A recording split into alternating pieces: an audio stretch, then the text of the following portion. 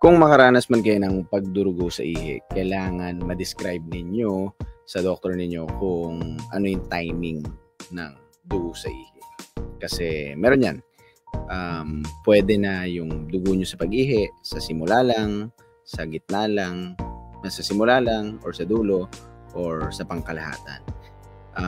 Malaking bagay siya para sa inyong clinician na malaman yung timing ng dugo sa pag-ihi para mabigyan ng clue yung clinician ninyo kung saan yung mismong cause ng pagdurugo.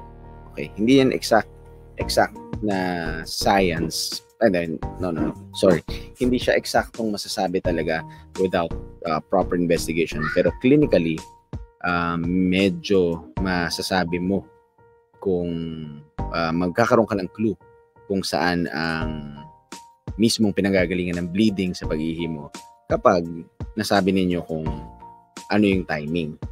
Okay? So, pag-usapan natin different timing ng dugo sa pag-ihi. Okay, initial hematuria, yun yung pag umihi ka sa simula lang yung merong dugo or tinge ng pagdurugo. Okay? Kapag initial hematuria, ang usual cause, most likely, nasa urethra or nasa daluyan na mismo ng ihi yung cause ng pagdurugo. Pwedeng may bato doon, pwedeng meron kang urethritis, meron kang pamamaga or infection doon sa daluyan ng ihi mo, or meron kang AV malformation, arteriovenous malformation. So, para siyang may sira kang ugat doon mismo sa bandang urethra mo. Okay, teka. Kailangan ko siguro ng illustration. Wait lang.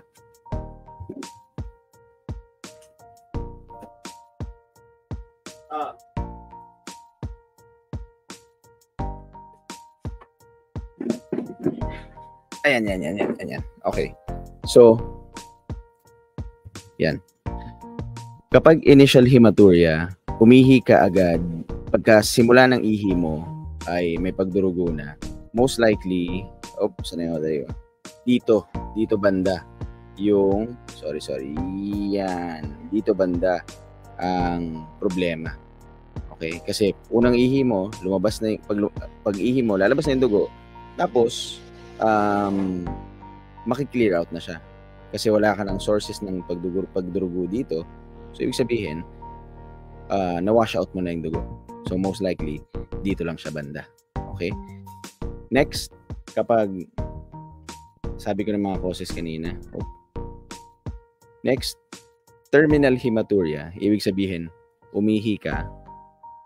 Tapos, sa simula, clear yung ihi mo. Yellow or clear. Tapos, sa dulo ng ihi mo, bigla naging blood tinged. So, yun yung terminal hematuria. Ibig sabihin nun, most likely, yung pinanggagalingan ng pagdurugo ay dito sa tinatawag na bladder neck or prostate. Okay. Kasi bandang huli, pag sa dulo na ng pag-ihi, eto nagsisqueeze to eh. This part, para siya nagsisqueeze, pumipiga. So, kapag dyan galing yung pathology ng pagdurugo, sa bandang dulo siya ng ihi, maglalabas ng dugo. Okay? So, yun yung mga tinitignan na dahilan. Total hematuria, ibig sabihin, simula pa lang ng ihi mo hanggang dulo, mapula. Okay? Ibig sabihin nun, it can come from anywhere in your genitourinary tract. Pwede siyang galing sa kidney, sa ureter, meron kang bladder tumor na nagdurugo. So, buong pag-ihi mo, may dugo. Okay? So, lesson here is that kapag meron ho kayong pagdurugo sa pag-ihi, when you go to your doctor, to your urologist, or to your oncologist, or any clinician, you should always remember to report yung timing ng hematuria, ng mismong pagdurugo. Sabihin niyo, Doc, napansin ko pag simula ng ihi ko, madugo.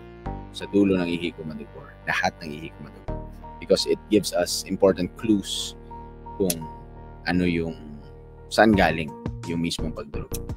Okay? So if you have any questions, you can post them here, ask comments, or you can message me here or on any other platforms that I'm in. Okay? Hello, Ma'am Yolanda. If you have any questions, just post them. If wala, ako po si Doc Lou, urologist. Thanks for watching.